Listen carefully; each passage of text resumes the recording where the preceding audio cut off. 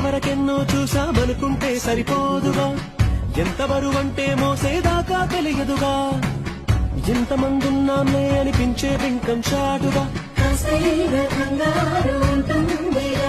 నీకైతే సహజం తీయని కరుణే సూచించే విడియం, పనులెన్నో పెట్టి మాటలలో వచ్చిందే ఈ సమయం. మరణమైనా ఏం చేస్తాం, సంతోషంగా మోస్తాం, తన విజయం పొందాకే ప్రారంభిస్తాం. అందాల కుందన